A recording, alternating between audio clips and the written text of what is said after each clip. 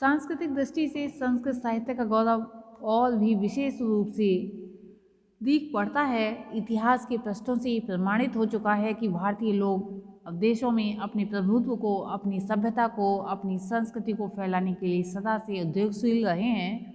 उन्होंने प्रशांत महासागर के द्वीपपुंजों में जाकर अपना उपनिवेश स्थापित किया है। भारतवर्ष और चीन के बीच में जो विशाल प्रायद्वीप है उसे आज हिंद चीन, इंडो चीन कहते हैं। इससे सूचित होता है कि इसका जो आधा अंश है चीन का है, परंतु 13वीं और 14वीं शताब्दी से पहले इसमें चीन का कुछ भी अंश ना था और ये बिल्कुल हिंद ही था।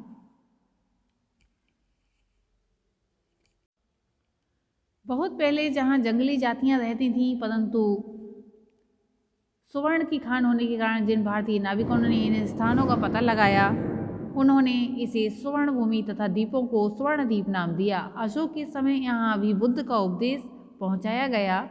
विक्रम के समय से लेकर 14वीं शताब्दी तक अनेक भारतीय राज्य यहाँ पर बने रहे, जिनमें संस्कृत भाषा का ही प्रयोग होता था या व्यवहार में संस्कृत भाषा ही लाई जाती थी। हम जानते हैं कि हमारी प्राचीन भाषा संस्कृत है और जिससे संस्कृति प्रवाहित हो रही है ऐसा माना जाता है।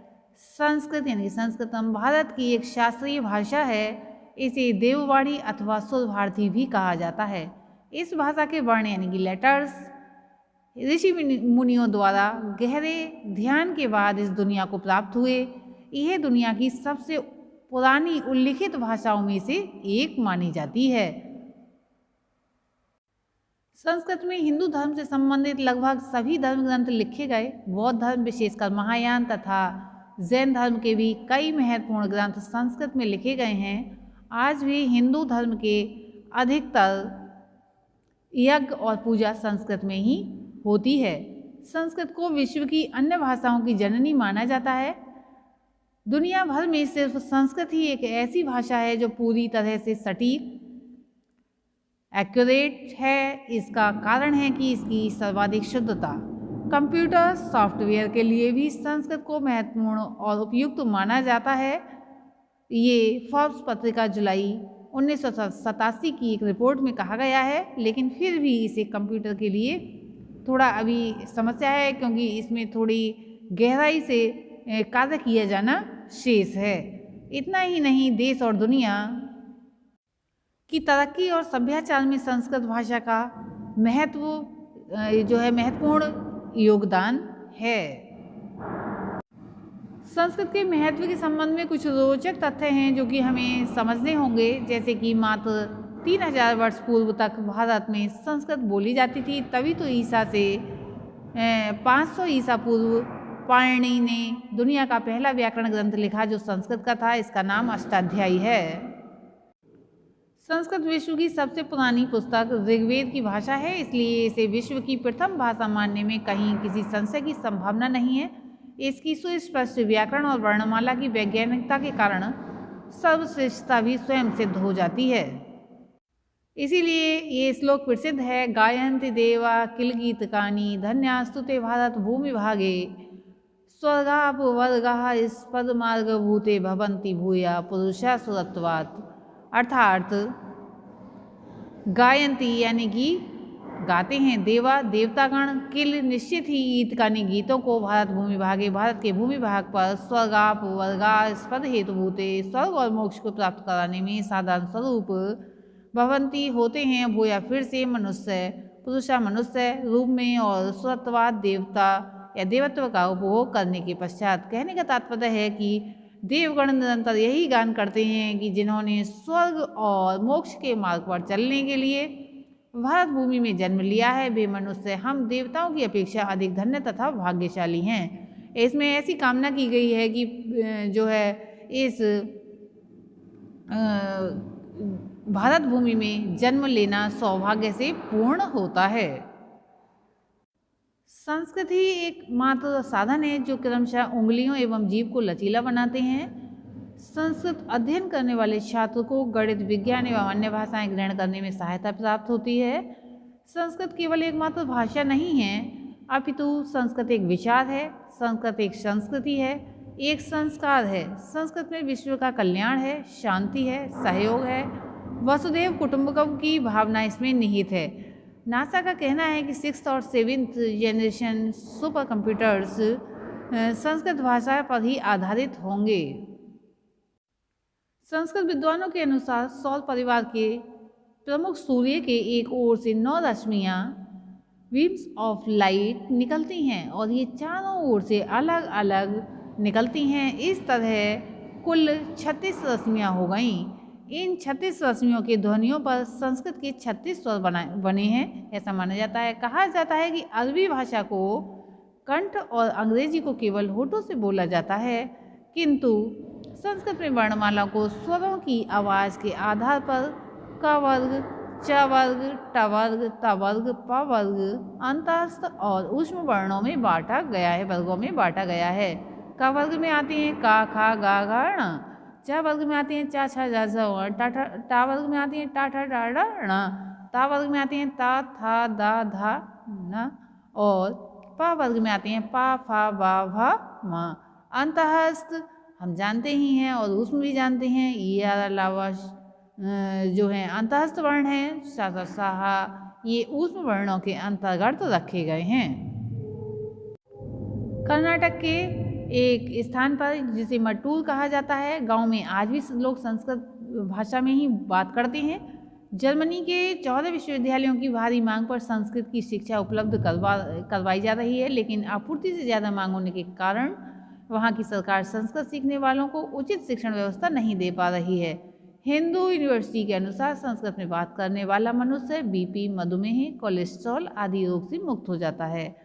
संस्कृत में बात करने से मानव जो है शरीर का तंत्रिका तंत्र सक्रिय रहता है, जिससे कि व्यक्ति का शरीर सकारात्मक आवेश के साथ सक्रिय हो जाता है, क्योंकि इसमें जो स्वरों या व्यंजनों के स्थान निर्धारित किए गए हैं वो प्रत्येक स्थान है कि कौन सा वर्ण तालु से बोला जाएगा, कौन सा दंत से बोला जाएगा, कौन सा जिह्वा से बोला जाएगा, कौन सा ओष्ठ से बोला जाएगा। उसमें भी वर्तुल, अर्ध वर्तुल इस तरह से प्रयोग में लाए जाते हैं, यानी कि शरीर के सभी अंगों का जो है व्यायाम हो जाता है। यूनेस्को ने भी मानवता की अमूर्त सांस्कृतिक विरासत की अपनी सूची में संस्कृत वैदिक जाप को जोड़ने का निर्णय लिया है। अनेक शोधों में ऐसा पाया जाता है कि संस्कृत पढ़ने से स्मरण शक्ति यानी कि याददाश्त बढ़ती है। तभी दिन प्रतिदिन जो है अधिकांश घरों में सुबह जब ईश्वर स्मरण किया जाता है तब संस्कृत में श्लोक आदि पढ़े जाते हैं। संस्कृत वाक्यों में शब्दों की किसी भी क्रम में संस्कृत वाक्यों में शब्दों को किसी भी क्रम में रखा जा सकता है। इससे अर्थ का अनर्थ होने की बहुत कम या कोई भी संभावना नहीं रहती। ऐसा इसलिए होता है क्योंकि सभी शब्द विभक्ति और वचन के अनुसार होते हैं, जैसे अहम गृहम गच्छामि या गच्छामि गृहम अहम दोनों ही ठीक हैं। अगर हम अंग्रेजी के किसी भी वाक्य में इज और एम का प्रयोग कर देंगे तो उसका अर्थ बिल्कुल ही बदल जाएगा। नासा के वैज्ञानिकों के अनुसार जब वो अंतरिक्ष ट्रेवलर्स को मैसेज भेजते थे तो उनके वाक्य उलट हो जाते थे, इस वजह से मैसेज का अर्थ ही बदल जाता था। उन्होंने कई भाषाओं का प्रयोग किया, लेकिन हर बार यही समस्या आई। आखिर में उन्होंने संस्कृत में मैसेज भेजा, क्योंकि संस्कृत के वाक्य उल्टे हो जाने पर भी अपना अर्थ नहीं बदलते हैं, जैसा कि अभी बताया गया है। तो यहाँ पर ये बात आती है कि संस्कृत का अपना विशेष महत्व है, इसीलिए कहा गया है कि कंप्यूटर्स की भाषा भी किसी समय में संस्कृत में हो जाएगी। हम दुनिया में विदेशियों के योगदान को बहुत महत्वपूर्ण मानते हैं, क्योंकि इन्हीं के द्वारा संस्कृत भाषा में निहित साहित्य की जानकारी पूरी दुनिया के सामने आई है। तो अभिज्ञान शाकुंतलम है यहाँ पर। उसके बाद हम देख रहे हैं हितोपदेश, भारतीय दंत कथाओं के संग्रह को एक जर्मन भाषाविद मैक्स मुलर ने संस्कृत से जर्मनी भाषा में ट्रांसलेट किया था। उन्होंने अपना नाम भी संस्कृत में बदलकर मोक्ष मुलर कर लिया था। अपना नाम बदलना उनका संस्कृत के प्रति लगाव और उनकी पूजा करने का तरीका था।